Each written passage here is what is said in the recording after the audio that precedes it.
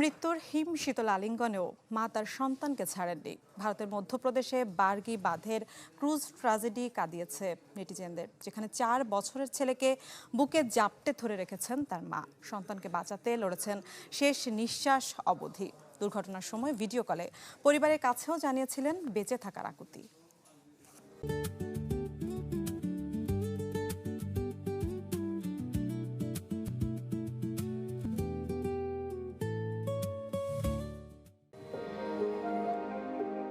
মাইকেলেঞ্জেলোর বিখ্যাত ভাস্কর্য পিয়েটাতে যেমন মা মেরিকে তার সন্তান যিশুর দেহ ধরে রাখতে দেখা যায়, বার্গি বাঁধের এই দৃশ্যটি যেন সেই চিরন্তন মাতৃত্বের এক বাস্তব প্রতিফলন।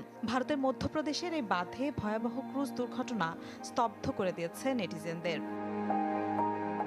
যদিও ছড়িয়ে পড়া ছবিটি এআই জেনারেটেড বলে দাবি করা হচ্ছে, তবে নিহত মেরিনা ও তার 4 বছরের ছেলে তৃষানকে উদ্ধারের বর্ণনা উঠে এসেছে ভারতের বিভিন্ন জাতীয় গণমাধ্যমে।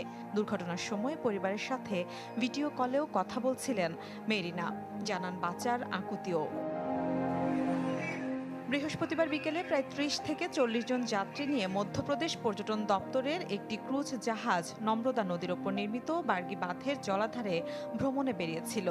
আবহাওয়া দপ্তরের তরফ থেকে ইয়েলো অ্যালার্ট জারি থাকলেও জাহাজটি মাঝ জলাধারে যাত্রা শুরু করে। সন্ধ্যা ৬টার দিকে হঠাৎ করেই বাতাসের গতিবেগ বেড়ে যায়। শক্তিশালী ঢেউয়ের আঘাতে জাহাজটি নিয়ন্ত্রণ হারিয়ে ফেলে এবং মুহূর্তের মধ্যে এক পাশ কাত হয়ে উল্টে যায়। মৃত্যু হয় অন্তত ৯ জনের।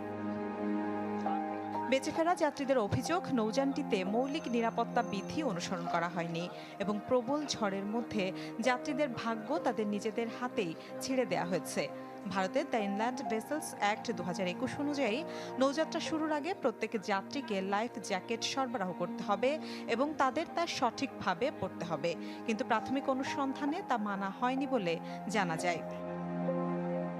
এনডিটিভির খবরে বলা হয়, সন্ধ্যা ৬টা ১৫ দুর্ঘটনার খবর পাওয়া গেলেও প্রথম উদ্ধারকারী দলটি সন্ধ্যা ৬টা ৪০ আগে রওনা দিতে পারেনি। সন্ধ্যা ৭টার দিকে দ্বিতীয় একটি উদ্ধারকারী দল সেখানে রওনা দেয়। এরপরই জাতীয় দুর্যোগ মোকাবেলা বাহিনী এনডিআরএফ এর মতো বিশেষায়িত দলগুলো উদ্ধার কাজের দায়িত্ব নেয়। টানা ভারী বর্ষণের কারণে শুক্রবার সন্ধ্যায় উদ্ধার অভিযান স্থগিত করতে হয়। মিলা খন্দকার, চ্যানেল 24।